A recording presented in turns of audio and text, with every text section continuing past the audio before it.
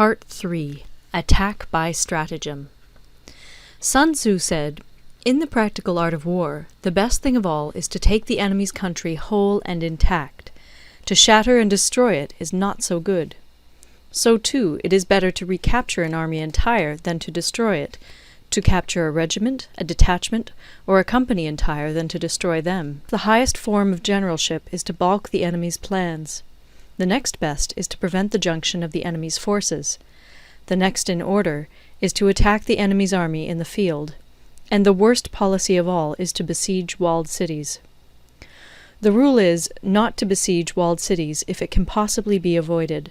The preparation of mantlets, movable shelters, and various implements of war will take up 3 whole months, and the piling up of mounds against the walls will take 3 months more. The general, unable to control his irritation, will launch his men to the assault like swarming ants, with the result that 1/3 of his men are slain, while the town still remains untaken. Such are the disastrous effects of a siege. Therefore the skilful leader subdues the enemy's troops without any fighting. He captures their cities without laying siege to them. He overthrows their kingdom without lengthy operations in the field.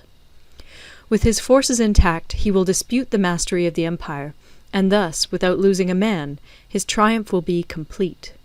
This is the method of attacking by stratagem. It is the rule in war, if our forces are 10 to the enemy's 1, to surround him; if 5 to 1, to attack him; if twice as numerous, to divide our army into 2. If equally matched, we can offer battle; if slightly inferior in numbers, we can avoid the enemy; if quite unequal in every way, we can flee from him. Hence, though an obstinate fight may be made by a small force, in the end it must be captured by the larger force. Now the general is the bulwark of the state. If the bulwark is complete at all points, the state will be strong. If the bulwark is defective, the state will be weak. There are 3 ways in which a ruler can bring misfortune upon his army. 1. By commanding the army to advance or to retreat, being ignorant of the fact that it cannot obey. This is called hobbling the army.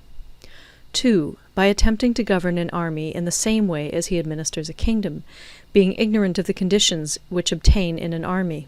This causes restlessness in the soldiers' minds. 3. By employing the officers of his army without discrimination through ignorance of the military principle of adaptation to circumstances. This shakes the confidence of the soldiers. But when the army is restless and distrustful, trouble is sure to come from the other feudal princes. This is simply bringing anarchy into the army, and flinging victory away. Thus we may know that there are 5 essentials for victory. 1. He will win who knows when to fight and when not to fight. 2. He will win who knows how to handle both superior and inferior forces. 3. He will win whose army is animated by the same spirit throughout all its ranks. 4. He will win who, prepared himself, waits to take the enemy unprepared. 5. He will win who has military capacity and is not interfered with by the sovereign. Hence the saying, if you know the enemy and know yourself, you need not fear the result of 100 battles. If you know yourself, but not the enemy, for every victory gained you will also suffer a defeat. If you know neither the enemy nor yourself, you will succumb in every battle. End of Part 3. Part 4. Tactical Dispositions. Sun Tzu said, "The good fighters of old first put themselves beyond the possibility of defeat, and then waited for an opportunity of defeating the enemy. To secure ourselves against defeat lies in our own hands, but the opportunity of defeating the enemy is provided by the enemy himself.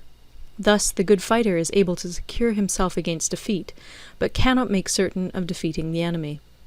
Hence the saying, one may know how to conquer without being able to do it."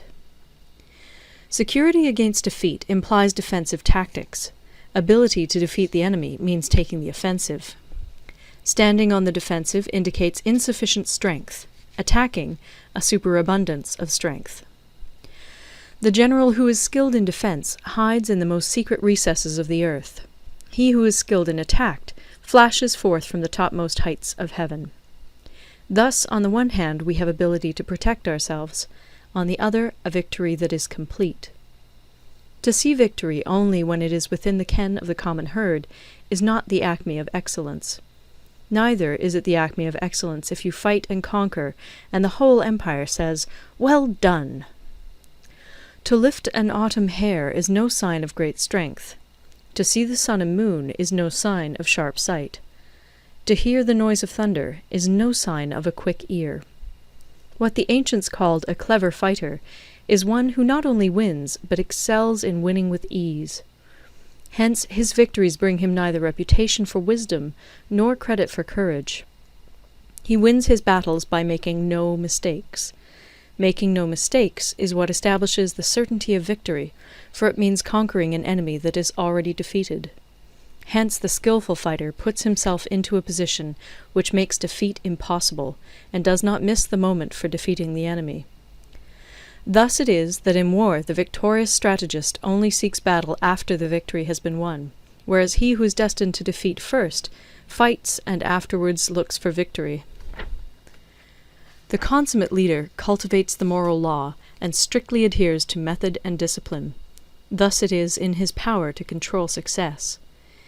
In respect of military method we have, firstly, measurement, secondly, estimation of quantity, thirdly, calculation, fourthly, balancing of chances, fifthly, victory.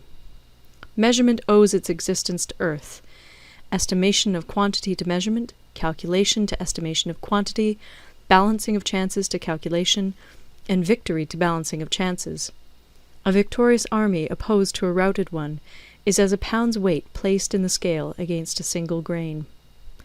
The onrush of a conquering force is like the bursting of pent-up waters into a chasm 1,000 fathoms deep. End of Part 4.